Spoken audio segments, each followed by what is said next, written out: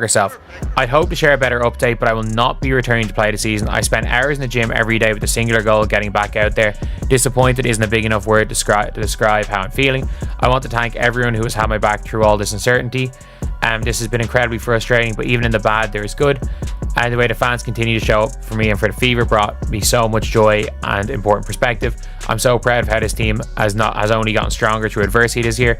Now it's time to close out the season and claim our... The WNBA has just been hit with a harsh reality check. Life without Caitlin Clark. The league's ratings are dropping rapidly. Its credibility is taking a serious hit, and ticket prices are falling just as fast as the hopes of every team that isn't the Indiana Fever. So it's official. The most heartbreaking news for Indiana Fever fans that could come of the season, but Caitlin Clark will not be returning to the 2025 WNBA season.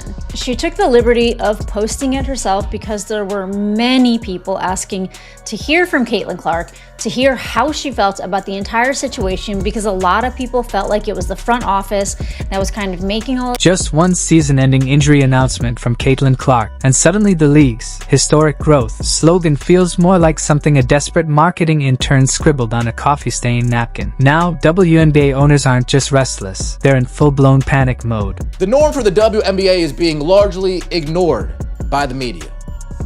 Largely ignored by sports media. Not considered a real professional league, to the point where people didn't even know it existed until CC22. That's just a fact. You can't believe how many times I have people come in the chat and say, I didn't even know that there was a professional women's basketball league until Caitlin. Yeah, it's the facts. If you're enjoying this, don't forget to subscribe.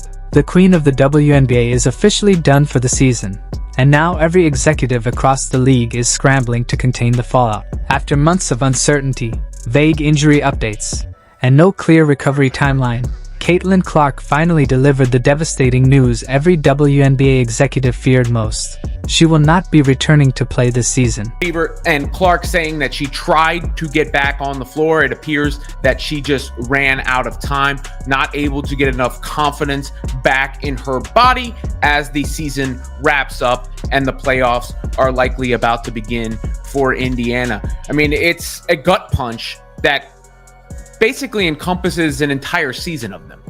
The Fever have lost so many players to injury, but obviously none bigger than Clark. And there was such a wait for this second season after her magnificent rookie season. And then, you know, the anticipation of her possibly coming back only...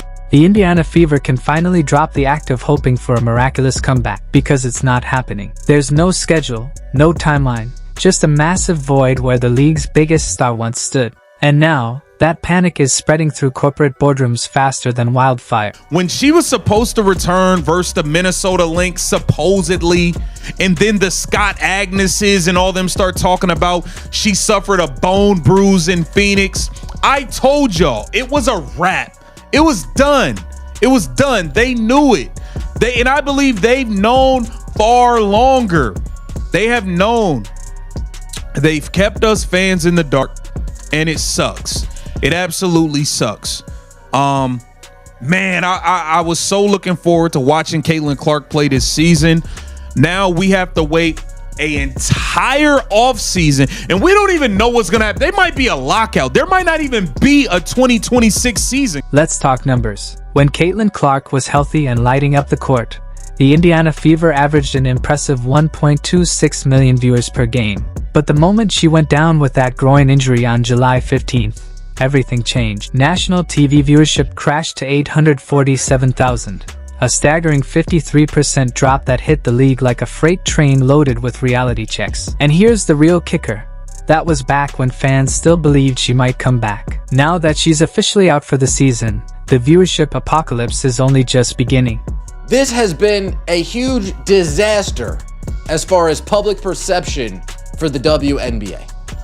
An entirely new group of people started tuning in to this league for one player and one player only. In fact, so many new people tuned into this league, the viewership for the Caitlin Clark games largely surpassed anything else going on in the WNBA. I would argue that the amount of Caitlin Clark fans are at least 3x the amount of The WNBA without Caitlin Clark isn't just a basketball league. It's starting to look like a support group for players wondering why no one's watching. The league tried to prove it could stand on its own during her injury absence, and it failed spectacularly. Games aired on NBA TV saw a 40% drop in viewership without her, while non-Clark matchups averaged around 549,000 viewers. A number that might sound decent until you realize it's still 37% lower than what she alone brings in. The gap between Clark-led games and the rest is so glaring it's almost laughable. But the real panic isn't just about losing one superstar. It's about watching the entire foundation of the WNBA's marketing strategy crumble in real time. Because she knows just how much she means to everybody that buys those tickets. I mean, I would say at least like 90 to maybe not 95, but like 90% of the people in arenas were there to see Caitlin Clark, which of course they became fans of the Fever afterwards, but you know, Caitlin Clark is the draw. And then here's this one where she's actually in her street clothes. And yeah, these are, you know, pretty heartfelt photos, her in the huddle with her teammates. But I gotta say, this was quite a year. I mean, there came a certain point where people, including myself, were just like, what is actually going on? I think that it's time. It was definitely time to tell. Commissioner Kathy Engelbert can praise Caitlin Clark as the most popular athlete in America all she wants. But that kind of spotlight comes with a terrifying reality. When the entire success of a league depends on one player's health, every injury turns into an existential crisis. The WNBA spent decades trying to build a stable, sustainable product, and then Clark arrived, instantly becoming the difference between relevance and obscurity. Now, imagine what the playoff finals will look like without her. With Clark sidelined for the entire season, the Indiana Fever, currently sitting in 8th place at 21-20 and barely hanging on to a playoff spot, may not even make it. The team once viewed as a championship contender is now fighting for survival without its floor general, marketing powerhouse, and ticket-selling superstar. Indiana Fever will be either a first-round exit or may not make the playoffs. I really believe that Mystics game is a trap game. Also, I don't know if they have all the pieces anymore now with Chloe Bibby out for the rest of the season, another random player, but we drafted her. We kind of know her, but still, she wasn't part of the team for the majority of the season. And then Aerial Powers and Odyssey Sims and Shea Petty. Who are these people? You know what I'm saying? The Indiana Fever are no longer the Indiana. The financial impact of Caitlin Clark's absence is nothing short of staggering. Sports economist Ryan Brewer estimated that her presence could generate up to $1 billion in economic activity this season.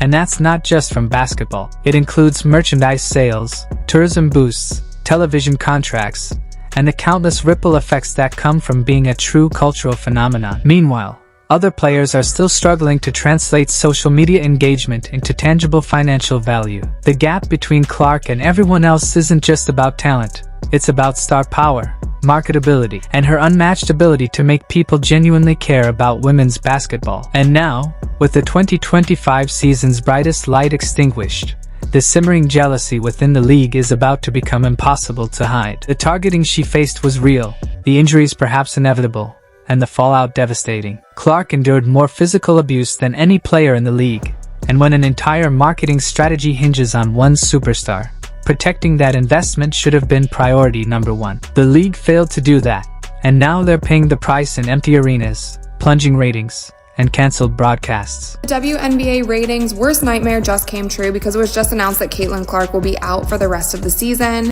She's only played 13 games this season, and her most recent injury, which happened back in July, was a groin injury. The craziest part about all of this has been the reporting around her injury. The team has never given her a timetable for return, and literally up until today, the team had been reporting that she was still trying to get back on the court this season. The Fever only have 3 regular season games left in the season before playoffs. Some fans were even speculating that they've just been stringing fans along the whole time because they know that ratings and attendance would drop once they announced that she's out, which is also so ironic that they announced it the day that football season started.